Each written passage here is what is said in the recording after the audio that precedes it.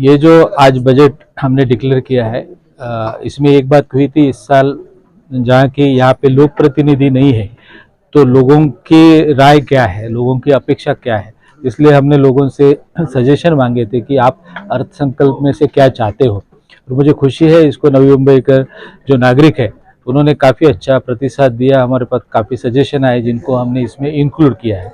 इस बार का जो अधिवेशन है उसमें जो एनवायरनमेंट से, पोल्यूशन से रिलेटेड इशू है, उसको हमने मैकेनिकली मिटिगेशन कैसे किया जाए, इसके लिए काफ़ी इसमें हमने फाइनेंशियल ये किया है, अरेंजमेंट किया है।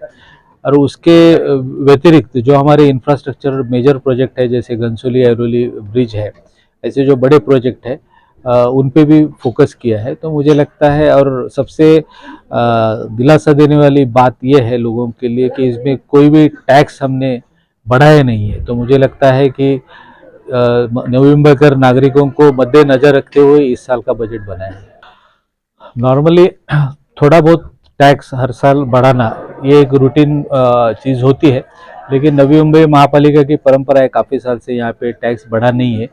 और अभी जो हमारा इनकम है, महापालिका को जो लोगों से प्राप्त होने वाला इनकम है, जो हमारे पास फंड्स आते हैं, उसमें यहाँ का जो विकास है वो हम कर सकते हैं।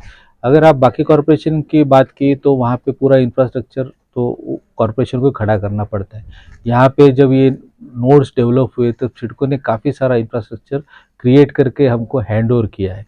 तो बाकी कॉरपोरेशन से हम उसको कंपेयर नहीं कर सकते, लेकिन थोड़ी बहुत बढ़ोतरी तो होनी चाहिए। लेकिन मुझे ऐसे लगता है कि फिलहाल एज ए एडमिनिस्ट्रेटर की जब बॉडी होती है, जहाँ लोक प्रतिनिधि होती है, तो उन चर्चा होके, बॉडी में ठहराव होके इस प्रकार की बढ़ोतरी होना ये उचित रहेगा, ऐसे मुझे लगता है। हाँ, फिलहाल जो है पानी, उसमें आपको पता है कि हम मोरवे से पानी लेते हैं और हम एमआईडीसी से भी पानी लेते हैं। जहाँ तक एमआईडीसी का सवाल है तो वहाँ पे हमको 80 एमएलडी एक्सपेक्टेड है, लेकिन 60 एमएलडी तक ही पानी आता है। उनके यहाँ भी इंफ्रास्ट्रक्चर का वर्क चालू है, तो उनसे एश्योरेंस मिला है कि बहुत जल्दी वो काम जैसे ही होगा तब 80 एमएलडी पानी हमको मिलेगा, तो हमको काफ़ी राहत मिल जाएगी। दूसरी बात है कि जो हमारा पोर्टेबल वाटर है, और नवी मुंबई कॉरपोरेशन एरिया में ही एमआईडीसी यहाँ पे बसी है, तो वहाँ पे पोर्टेबल पानी बहुत जाता है। तो हमने टीटीपी के माध्यम से अभी करीब 40 एमएलडी का प्लांट सक्सेसफुली लॉन्च किया है। तो 7 एमएलडी हम लोग एमआईडीसी को अभी बेच रहे हैं। तो हमारा प्रयास पूरी तरह से है एमआईडीसी के माध्यम से कि ये 40 एमएलडी पानी हम अगर एमआईडीसी को बेच सके इंडस्ट्री को, तो हमारा जो पोर्टेबल 40 एमएलडी पानी है वो बच जाएगा, वो भी हम लोगों को उपलब्ध कर देंगे। ये शॉर्ट टर्म हमारे प्रयास रहेंगे, लेकिन 2055 की जो हमारी ग्रोथ हम लोग प्रेडिक्ट कर रहे हैं, जैसे एमटीएचएल हो गया या नवी मुंबई इंटरनेशनल एयरपोर्ट हो गया, उसके बाद जो पॉपुलेशन ग्रोथ होने वाली है उनको नज़र रखते हुए हमको एक परमानेंट सोर्स की ज़रूरत है। जहाँ पे आज हम 450 एमएलडी का बंदोबस्त करते हैं, वहाँ हमको 1000 एमएलडी पानी लगेगा। तो इसके लिए हमको एक शाश्वत पानी का सोर्स चाहिए। उसके लिए हमने स्टडी ग्रुप फॉर्म किया है और उनके पास से कुछ सजेशन आ रहे हैं, उस पर हम वर्किंग कर रहे हैं। तो शॉर्ट ऐसे नहीं है और सिटी को, लेकिन क्या है कि 12वीं एक डैम ऐसे है जिसके ऊपर कल्याण, मीरा भाईंदर, ठाणे, नवी मुंबई, ऐसे बहुत सारे महापालिका क्षेत्र, उल्लासनगर, ये सभी उसके ऊपर डिपेंड करते हैं। और नवी मुंबई को अभी मोरबे का खुद का सोर्स है, और एमआईडीसी का पानी वो जो ऐरोली, दीघा, घनसोली क्षेत्र है वहाँ पे वो यूज़ करते हैं, that is over and above.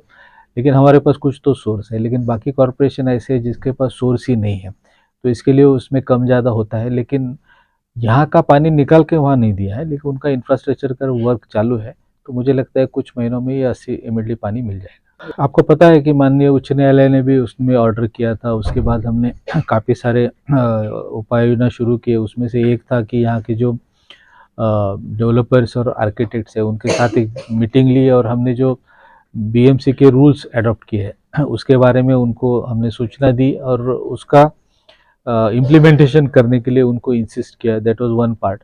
Second, जो डेब्रिस की ट्रांसपोर्टेशन वगैरह होती है उसके ऊपर भी काफ़ी कंट्रोल लाने का प्रयास किया है। लेकिन जो हमारे आजू बाजू में डेवलपमेंट वर्क चालू है, इंफ्रास्ट्रक्चर वर्क चालू है, जैसे नवी मुंबई इंटरनेशनल एयरपोर्ट है, वहाँ के क्वारीज है, उसके वजह से काफ़ी प्रभाव नवी मुंबई क्षेत्र पे आया है। नवी मुंबई के बारे में मुझे ऐसे लगता है यहाँ क्या इनबिल्ट जो है फैक्टर्स वो पोल्यूशन के लिए कम रिस्पॉन्सिबल है, लेकिन आउटसाइड जो फैक्टर्स है वो बहुत ज़्यादा है। तो ये बात भी हमने एमपीसीबी और शासन के नज़र में लाई है, तो शासन भी उसके ऊपर कार्रवाई कर रहा है।